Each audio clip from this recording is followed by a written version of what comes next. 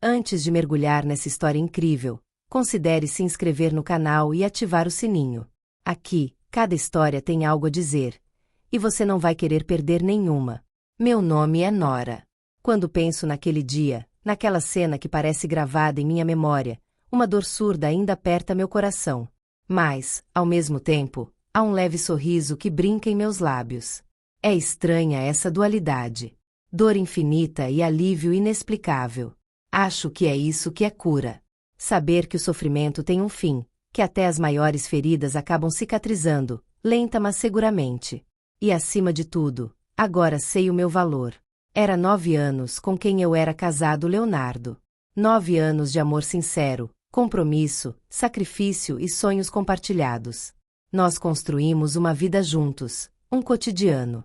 Cada ano passava como uma promessa de felicidade, um passo em direção a um futuro comum. Fomos feitos para sermos unidos, parceiros para a vida toda. Pelo menos foi o que pensei. E é aí, nessa ingenuidade de um amor imutável, que reside toda a tragédia da minha visão dele. Leonard tinha mudado nos últimos meses, e eu não queria ver nada. Havia as ausências inexplicáveis, as noites em que ele chegava em casa mais tarde do que o habitual, sem nenhuma razão plausível.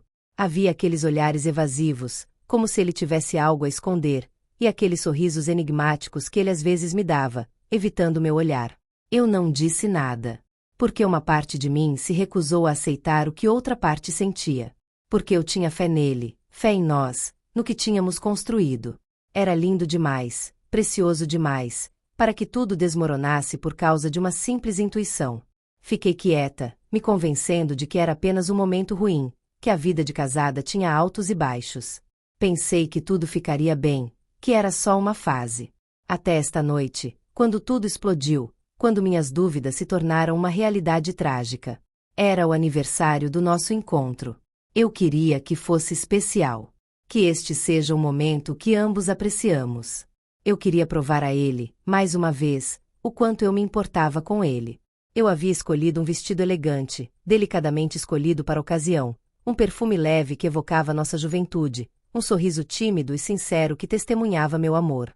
Eu estava esperando por ele no restaurante que tanto amávamos, o lugar onde tudo começou. Eu estava preparado, nervoso e impaciente, acreditando que aquela noite seria a oportunidade de reacender nossa chama. Então ele chegou. Mas ele não estava sozinho. Em seu braço, uma jovem mulher, radiante, quase provocadora. Ela usava um vestido vermelho, um vermelho vibrante que parecia brincar com minhas emoções, uma cor que ela usava com uma facilidade desconcertante. Seus cabelos loiros caíam em cachos perfeitos, e seu olhar, era um desafio direto e cruel dirigido a mim. Eu nem precisei olhar para ela para saber que ela sabia exatamente o que estava fazendo. Ela sabia quem eu era. Ela sabia que eu era quem tinha perdido, quem ele tinha substituído. Leonardo, por sua vez, nem pareceu envergonhado. Ele me lançou um olhar distraído, como se minha presença fosse apenas um detalhe insignificante. Então ele zombou. Ele bufou alto, sem se conter, como se o gesto me humilhasse imediatamente. E diante de toda a sala, com uma voz que lhe pareceu confiante, declarou em voz alta: "Ah, você está aqui, Nora? Que coincidência. Esta é a Melissa, a mulher que ainda sabe me emocionar." O silêncio, a princípio imperceptível, tornou-se brutal ao nosso redor, como se alguém tivesse perdido o fôlego. O mundo ao nosso redor parou. Senti cada olhar se intensificar sobre mim. Alguns estavam cheios de pena, outros estavam curiosos, ansiosos, como se aquele momento tivesse se tornado seu espetáculo particular. A vergonha me invade. Uma vergonha visceral, esmagadora e dolorosa. Era eu, a mulher traída, a mulher que não sabia. Eu congelé. Alguns segundos, mas pareceu uma eternidade. Pálido, coração batendo forte, olhei para eles. Eu vi os olhos dele. Seus olhos estavam cheios de um egoísmo que eu nunca tinha visto. Uma espécie de orgulho mesquinho, uma vitória equivocada. Tudo o que eu achava que sabia sobre ele, tudo o que eu amei, estava lentamente escapando de mim, como areia escorregando por entre meus dedos. O homem com quem me casei, o homem que eu amava, me destruiu sem nem pensar nisso. Minha dignidade e minha autoestima foram destruídas a cada palavra que ele dizia. E então, de repente, um vazio total. Era como se tudo ao meu redor tivesse desabado, como se o ar tivesse ficado denso demais para respirar. Eu não gritei. Eu não chorei. Eu não fiz nada. Peguei minha bolsa, lentamente, sem dizer uma palavra. Dei uma última olhada para Leonor, mas o olhar não era mais meu. Ela não era mais aquela que lutava por ele, mas aquela que finalmente entendeu que não era nada mais do que uma lembrança em sua vida. Caminhei em direção à saída, cabeça erguida, coração partido, mas determinado. Eu não tinha mais nada a dizer. Eu estava vazio. Mas, paradoxalmente, houve um lampejo de clareza dentro de mim. Um grande vazio. Mas um vazio que me permitisse respirar, reconstruir-me. DXI. Sem raiva. Sem lágrimas. Sem gritar. Apenas um grande vazio no coração. E uma certeza: eu não era mais a pessoa que era alguns minutos antes. Eu tinha acabado de nascer para mim mesma, fora dele, fora dessa imagem que eu tinha criado para mim mesma. Quando uma mulher ama de verdade, seu silêncio é mais assustador que sua raiva. Esse silêncio é pesado, é insuportável. É o tipo de silêncio que faz a outra pessoa entender que perdeu tudo, que não há mais volta, que cruzou uma linha que não pode cruzar. É um silêncio que, em sua gravidade, é muito mais devastador do que 1000 palavras de reprovação ou 1000 gritos de raiva. E eu escolhi isso. Coloquei uma distância irreversível entre nós, uma distância que nem eu jamais imaginei. Cheguei em casa e o peso da realidade me atingiu como uma guilhotina. Olhei para nossa casa. Este lugar que testemunhou tanto son os compartilados, promessas de futuro, momentos de felicidade. Mas tudo agora estava tingido de amargura e traição. Eu não chorei. Eu não gritei. Nem olhei com raiva para os objetos que um dia nos uniram. Eu apenas agi. Eu arrumei minha mala, rapidamente, sem qualquer hesitação. Meu corpo operava em modo automático, como se minhas mãos já soubessem o que meu coração se recusava a aceitar. Peguei meus documentos, um pouco de dinheiro, apenas o suficiente para fugir, para me desligar de tudo isso. E então, finalmente, eu fiz isso. Deixei meu anel na mesa da sala de estar. Ela brilhava na fraca luz do entardecer, como um resquício de uma vida que não existia mais. Foi meu ato de libertação. Nenhuma palavra de explicação. Não é uma carta. Não é um adeus. A ausência de palavras foi minha afirmação. Era a maneira mais pura e honesta de dizer a ele que tudo havia acabado. Que eu não era mais quem ele pensava que conhecia. Que meu coração não era mais dele. Saí sem olhar para trás. Nem um único momento de dúvida, nem um segundo de fraqueza. Era estranho, como se algo maior e mais profundo dentro de mim tivesse me empurrado para ir embora. Eu não era mais a mulher que pertencia a ele. Eu me encontrei no oco do meu próprio silêncio. Uma nova nora tinha acabado de nascer. Refugiei-me com meu irmão, em outra cidade, longe desta vida, dele, desta traição que ainda me assombrava. Foi um vazamento, certamente. Mas também foi um ato de sobrevivência. Tive que me reconstruir, encontrar um equilíbrio. Longe de tudo. Longe dele. Longe de suas mentiras. Os primeiros dias foram um turbilhão. Dormi pouco. Meus pensamentos giravam incansavelmente, como ondas furiosas. Eu estava quebrado, mas era um sofrimento silencioso, íntimo, quase invisível para os outros. Eu não tinha mais certeza de nada. Quem eu realmente era depois de tudo que passei com ele? Fui eu que fiquei cego, ou foi ele que me traiu de forma tão vil? Essa incerteza estava me consumindo. Mas no fundo havia uma pequena chama, uma centelha de dignidade que não saiu. Ela queimava dentro de mim, teimosa, pronta para reacender as brasas de uma nova nora. Uma nora que não precisava dele. Uma nora que deixaram de viver por outra pessoa. E então um dia as ligações começaram. No início havia apenas 1 ou 2. Pequenas notificações no meu telefone, quase inaudíveis. Mas cada ligação era como uma picada de agulha no meu coração. Ele me chamou. Nora, por favor, atenda. Uma voz trêmula, hesitante, quase suplicante. Onde você está? Era um grito desesperado. Mas ele também foi um homem que percebeu, tarde demais, que havia perdido.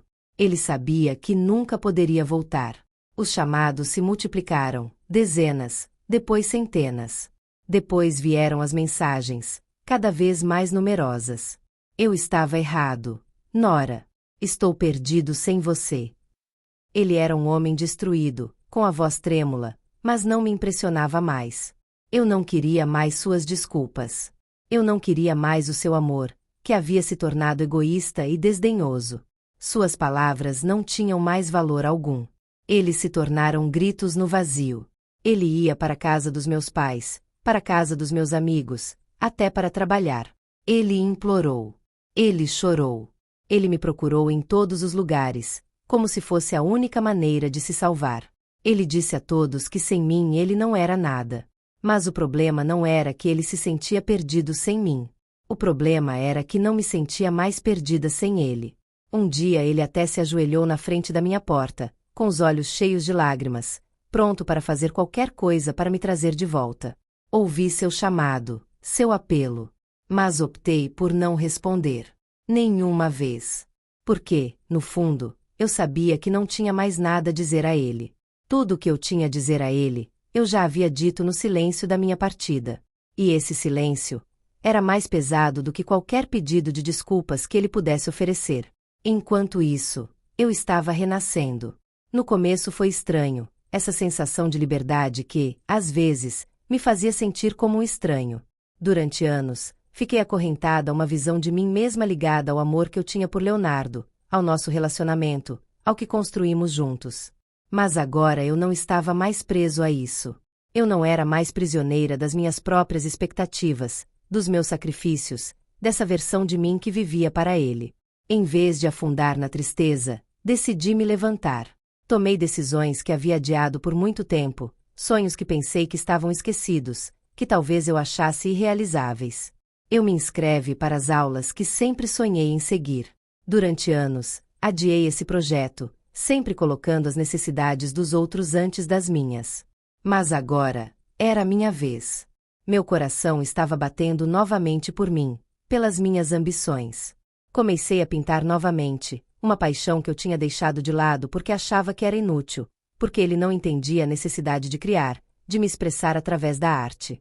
Cada pincelada era como uma libertação. Pinte, ria, sonhe, coisas simples, mas que foram obscurecidas por anos de concessões e sacrifícios. Cada pequeno momento de alegria era como uma recuperação, um ato de vingança pelo que eu havia perdido. Olhei-me no espelho, olhei-me de verdade, sem desviar o olhar, sem me esconder atrás da imagem que eu sempre acreditei que deveria ser. E pela primeira vez em muito tempo, eu vi uma mulher forte, bonita e completa.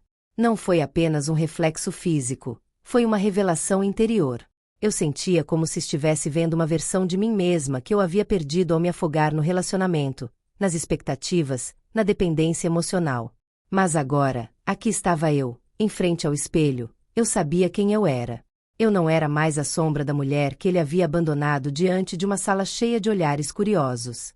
Não, eu não era mais aquela mulher. Eu era Nora, uma mulher que não precisava de um homem para existir. Eu descobri a beleza da independência, o poder da minha própria resiliência. A angústia, a dor, tudo isso me transformou em uma mulher que não tinha mais medo de ficar sozinha na luz. E essa luz estava mais brilhante do que nunca. Meses depois, ele voltou. Eu sabia que esse momento chegaria, que sua dor eventualmente o levaria a cruzar aquele limiar que ele me fez cruzar tantos meses antes. Mas dessa vez não era eu quem estava esperando. Era ele, com um olhar desesperado, o homem derrotado que veio em busca do que acreditava ter perdido para sempre. Eu encontrei isso na frente da minha porta, magro, mudado, com os olhos vermelhos de lágrimas. Seu rosto estava marcado pelo sofrimento, mas também pela culpa, culpa essa que ele agora carregava como um fardo pesado demais. Ele me entregou uma carta, tremendo como uma folha ao vento. A voz dele, tremendo, me tocou, mas não da maneira que ele esperava. E eu te amo, Nora. Nunca deixei de te amar. Farei qualquer coisa para você me perdoar. Eu o escutei por um momento. Cada palavra exalava desespero. Ele era sincero, eu tinha certeza. Mas não era mais isso que eu procurava. Não era mais o que eu queria. Não era mais a versão dele que um dia me fascinou, a versão dele que eu tanto amei. Peguei a carta com calma e reservei um tempo para lê-la. Cada palavra, cada frase parecia uma tentativa desesperada de me pegar, de me puxar de volta para seu mundo. Mas eu não era mais o mesmo. O tempo me mudou, a dor me moldou. Olhei-o nos olhos, diretamente nos olhos, sem vergonha, sem medo. Eu tive forças para lhe dizer o que ele precisava ouvir e, acima de tudo, o que ele tive que ouvir. Sorri para ele gentilmente, não por pena, mas com uma profunda compreensão do que ele estava passando. Então, com absoluta calma, eu disse: "E eu te perdoo. Mas não vou voltar." Era simples. Estava claro. Era definitivo. Eu tinha virado a página e não havia mais espaço para ele na minha história. Deixei-o ali, na chuva fina deste início de outono, nessa atmosfera que parecia simbolizar o último capítulo do nosso relacionamento, o da decomposição, do desapego. Não precisava de mais. Eu não precisava mais que ele ficasse inteiro. Fechei a porta do nosso passado. Hoje, estou feliz. Não porque eu o perdi, mas porque eu me encontrei. Reconstruí uma vida que havia esquecido, uma vida que havia sacrificado por uma ilusão. Mas essa ilusão agora ficou para trás, e a realidade é muito mais bonita. E às vezes, quando caminho pela rua, leve e confiante, quando vejo os sorrisos das pessoas ao meu redor, digo a mim mesmo que às vezes, perder o que você achava que era tudo é a melhor maneira de ganhar aquilo que você nem ousava esperar, você mesmo. É nisso perda que eu encontrei meu vigor, e liberdade, e minha autoestima. O que parecia o fim era na verdade o começo de tudo que eu havia negligenciado em mim. Agora estou inteiro. E ninguém jamais poderá tirar isso de mim.